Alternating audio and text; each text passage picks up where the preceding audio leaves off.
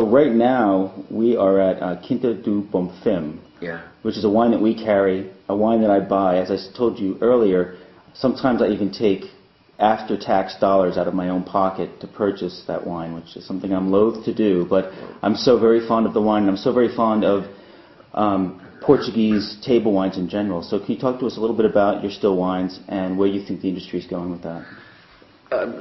Portuguese still wines and Douro still wines in particular are a relatively new phenomena in the market. It's no secret we've been making dry red wines here in the Douro ourselves for our own private consumption for years and years, as long as I can remember. I mean, we've always had our own red wine that sometimes would just be, a few barrels would be run off at the end and they'd be allowed to ferment out dry, and then some bottles would be filled and we'd just drink the stuff. So it's not as if it's any big secret about this region being able to make dry red wine. From a commercial point of view, in reality, this is something that has come about in the last sort of 10 to 12 years, where ourselves and a number of our colleagues have started to be quite serious about making red wines up here and in the Douro Valley. Same grape varietals that we use for port. We're not importing any of the ubiquitous Cabernets or whatever. We're using the true, what we feel is what we have here, which is some of the finest grapes in the world to make one of the greatest wines in the world, which is port. We're using the same grapes to make our table wines from here. And they are, so the classic one is the Touriga Nacional, and then we use the Tinta Roriz, Tinta Barroca, and Touriga Franca. And then we have three others in a supporting role, which is the Tintucão, Tinta Amarela, and the Sozão. So there's really 7 classic Portuguese varietals, one of which is across the whole of Iberia, Spain and Portugal, which is the Tinta Roriz, it's the Tempranillo from Spain, or the Tinta del País from the Ribera del Duero. Here in Portugal it's called the Roriz grape. And we have started making some really pretty serious high-end red wines. I mean, we have a commercial everyday wine which is called Altano. We have Val de Bonfim, which is sort of one little step up. I love. Which is Jim's favourite. That's a wine. It's it's halfway between a regular wine and a reserve wine. We give it partly temperature-controlled fermentation in stainless steel, partly vinified in second-year wooden barrels, so it doesn't get given first-year new wood, second-year wood. Very subtle wood touch on it, so not to be too much. We've also, because of the characteristic of the varietals that we have here in the Douro, we have they're quite tannic. They're very structured wines. And there's a lot of structured mineral coming from the soil. That rather than using 225 litre French barrique, which is classic in the wine industry, we use bigger barrels, 350 and 400 litre barrels, so that we have less. We're having a more subtle exposure to the wood. Right. So the fruit on Val de Bonfim is so vivid. Just very, very rich, very deep fruit for what we price it at $15 a bottle, which is a very inexpensive bottle of wine these days. I mean, if anything, the Douro is probably over-delivers on quality. Exactly. And you're getting something with so much character and so much style in the wine that is I mean, there's true depth of flavour that you're getting in these wines. They're not, easy quaffing. I apologise for being rude, but they're not easy quaffing New World wines. I mean, they're wines that you have to be a little bit more, you have to work just that little bit more to them. They are certainly, definitely food wines. But, you can drink them, but you do have to be, you have to challenge yourself a little bit also with them. Well, I find them, personally for me, I drink a lot of red wine, but I find them very easy to drink. A little rustic sometimes perhaps, but I would always rather have rusticity and character. Yes, thank you very much.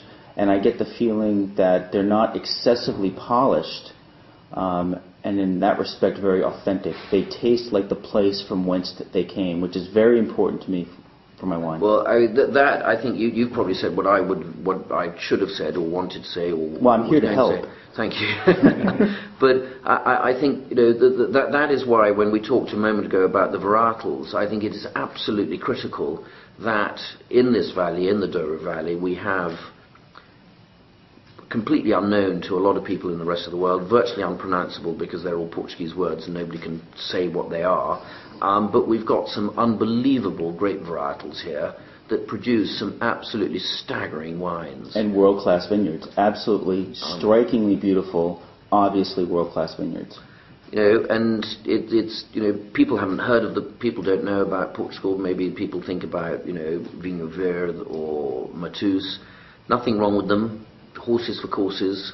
Those wines, I think they're great for their time and their place. But the wines like the Douro wines, the reds from here, and some of the whites, which aren't commercialized. I mean, they blew your socks off. Oh, it was my favorite wine at lunch. Yeah. Absolutely wonderful. And and hopefully that is what we can do to that these wines, they will become recognized in time as another great wine region. I mean, some people may say they're the best in the world. I think nothing is ever the best in the world. I think there's a lot of wines that are fantastic, made in different places, and there's different times for different wines. Well, dollar for dollar, they're among the best in the world, no doubt. There is fantastic value for money amongst them, that's for sure. So on a different subject, you were good friends with the late Gil Nicol. Yeah.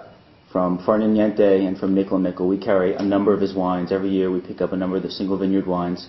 Did you ever get a chance to drive one of his cars? That's not fair. Yes, I did. And I was scared out of my life, because if I'd bust it, it would have been... Well, what were the circumstances that got you behind the wheel of it? Well, we were there and we were going to be having have to go off and buy some... We were going to have some Bloody Marys on a Sunday morning, because I think we'd probably deserved them after what we'd done to ourselves the day before. And... somebody had to go off and buy get the tomato juice. And so Gil said, here, gave me the keys, and the keys were to a Ferrari. And so I had to go down to the store and buy them. I've never driven a Ferrari. I've never driven a Ferrari before in my life, and I drove so slowly. What year car was it? I think it was the 60s sometime, early 60s car. Oh, that's fantastic. I mean, it was just the most beautiful thing that's ever happened. And how did it sound? Sex on wheels. I mean, just, give up sex, drive a Ferrari car. It was absolutely fantastic. That's great. One of the best experiences in my life. Excellent. Well, Dominic, and we made good Bloody Marys as well. Is that right? Well, thank you so much for your time and so much for your hospitality. This has been a fantastic trip. Your patience with us today through the vineyards was really touching. For me, the more times, if I can get out of my office and get into the vineyards, I mean, I'm a happy bunny. I mean, for me, this is where I prefer to be. Excellent. You were saying earlier how if you had your way, you'd live here and not in the city. Absolutely no. There'd be no question. I mean, I'd pack my bags tomorrow. And if I can stay here and be in the vineyards and be up here in the Douro Valley, I'd have absolutely no problem with this whatsoever. Well, it is beautiful. Yeah. Thank you again for your time. Not at all. Enjoy the port.